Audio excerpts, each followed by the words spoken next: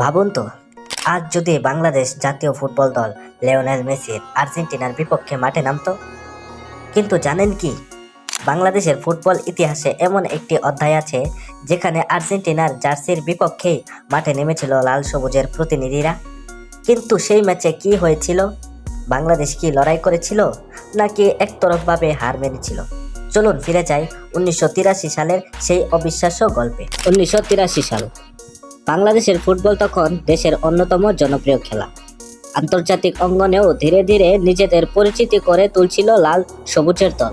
সেই সময় এশিয়ার অন্যতম মর্যাদাপূর্ণ ফুটবল প্রতিযোগিতা ছিল মালয়েশিয়ার মারদেকা কাপ। দক্ষিণ কোরিয়া, আলজেরিয়া, অস্ট্রেলিয়া, আর্জেন্টিনা সহ বিশ্বের অনেক শক্তিশালী দল এই টুর্নামেন্টে অংশ নিত।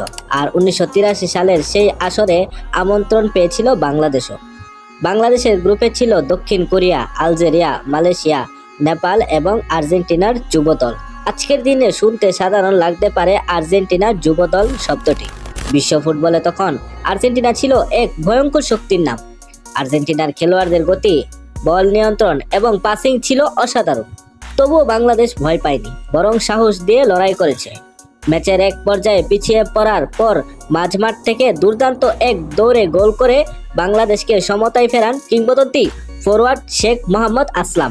সেই মুহূর্তে স্কোর লাইন দাঁড়িয়েছিল 1-1। বাংলাদেশি ফুটবলারদের আত্মবিশ্বাস তখন তুঙ্গে। গোল হজম করার পর আর্জেন্টিনা যেন আরো ভয়ঙ্কর হয়ে ওঠে। তারা ম্যাচের নিয়ন্ত্রণ পুরোপুরি নিজেদের হাতে নিয়ে নেয়। শেষ পর্যন্ত বাংলাদেশকে 5-2 গোলে হারতে হয়। বাংলাদেশের দ্বিতীয় গোলটি আসে আশরাফুদ্দিন চুন্নুর পেনাল্টি থেকে। শেখ মোহাম্মদ আসলাম পরে স্মরণ করেছিলেন, আর্জেন্টাইন দলটি ছিল প্রায় বিশ্বমান। তাদের খেলার গতি এবং দক্ষতা ছিল অসাধারণ। আর বাংলাদেশের জন্য সেটি ছিল আন্তর্জাতিক ফুটবলের সবচেয়ে মূল্যবান অভিজ্ঞতাগুলোর একটি। কারণ বাংলাদেশের ফুটবল ইতিহাসে বড় দলের বিপক্ষে ম্যাচের সংখ্যা খুব বেশি নয়। আজ আমরা প্রায় আলোচনা করি, যদি 2011 সালে মেসির আর্জেন্টিনার বিপক্ষে বাংলাদেশ খেলতো তাহলে কেমন হতো। হয়তো বড় ব্যবধানে হারতো। কিন্তু আন্তর্জাতিক ফুটবলে উন্নতির জন্য এমন ম্যাচই সবচেয়ে বড় শিক্ষক। 1983 সালের সেই দল অন্তত সুযোগ পেয়েছিল আর্জেন্টিনার বিপক্ষে নিজেদের যাচাই করা। তারা বুঝতে পেরেছিল বিশ্বমানের ফুটবল কতটা দ্রুত, কতটা কঠিন এবং কতটা ভিন্ন। এই অভিজ্ঞতাগুলোই একটি দেশের ফুটবলকে পরবর্তী ধাপে নিয়ে যেতে সাহায্য করে। ফলাফল যাই হোক, 1983 সালের সেই ম্যাচ বাংলাদেশের ফুটবল ইতিহাসের একটি গর্বের অধ্যায় হয়ে থাকবে। আজ কোটি কোটি বাংলাদেশি আর্জেন্টিনাকে সমর্থন করে। মেসি যখন বিশ্বকাপ জিতেছেন, বাংলাদেশও যেন উৎসব করেছে।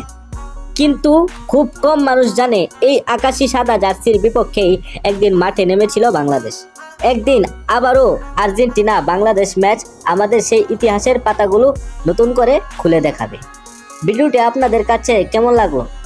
অবশ্যই এরকম তথ্য পেতে আমাদের চ্যানেলটি সাবস্ক্রাইব করে রাখবেন। ধন্যবাদ।